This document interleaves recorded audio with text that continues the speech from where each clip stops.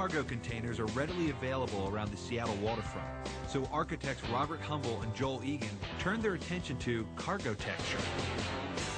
In the shadow of Mount Rainier, outside of Seattle, Washington. Welcome to Studio 320. Let's take a look. All right.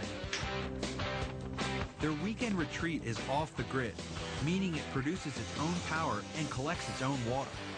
The shipping container came to be here through some investigations Joel and I had been doing for some time with sustainable and modular housing, and the shipping container was a ready vessel. We've installed cargo containers here as sort of a learning lab for us to understand how to live off the grid and how to live sustainably and how to have essentially a retreat environment which is durable.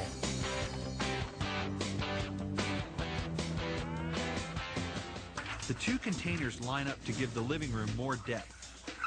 What we've done is we've taken two 8-foot wide containers and we've chopped out their long walls and joined them together in a way that we then created a room that's roughly 12 feet by 14 feet. We've basically taken the containers and we've shifted them a little bit. And what that's done is it's created some additional spaces in the corners. We've got a small bedroom here in this corner, and actually in the opposite corner over here, we've created enough room for a small bathroom and a small kitchenette.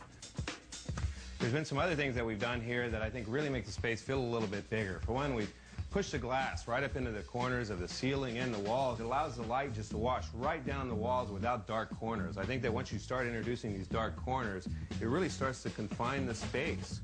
In addition, this window's set deliberately down a little bit low, and what that does is it frames a really very unique perspective on this environment. The tops of the trees and the bottom of the trees are cut off, and it almost becomes cinematographic. One container extends past the living room to create a bedroom.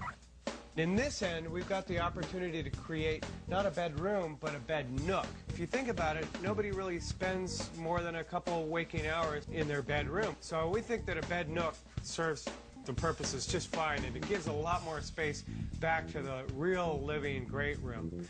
The end of the second container fits both the bathroom and kitchenette. One of the most interesting aspects of the project is that all the plywood finishes on the interior here are actually recycled themselves. These plywood walls actually used to be on the back of some bleachers in an old Catholic high school here in town. I could say, boy, if these walls could talk, huh?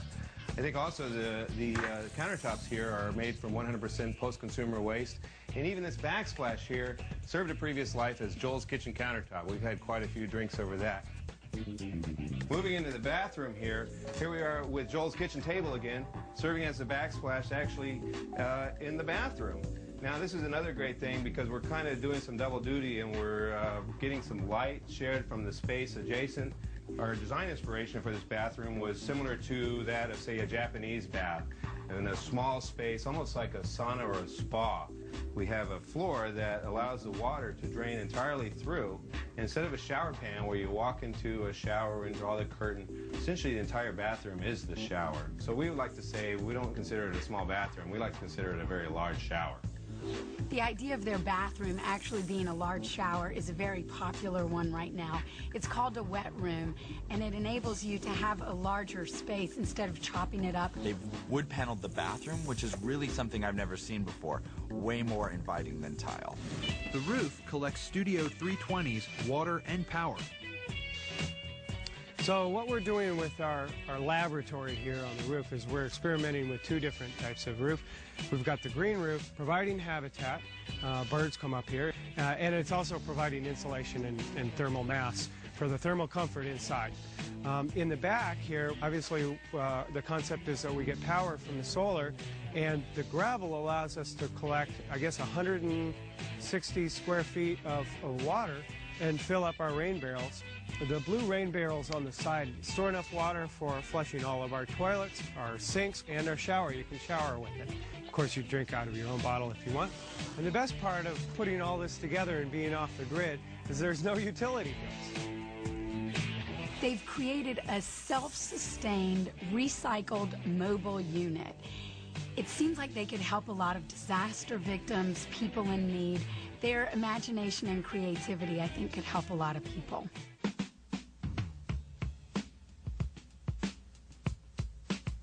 Probably in less than 2 hours' time, we can unbolt the container, bring it back on the truck, and haul it right out of here and put it back together again in any location of our choosing. We've used this as a learning lab and as a prototype. I think we've really elevated a very utilitarian box into a really nice habitable structure.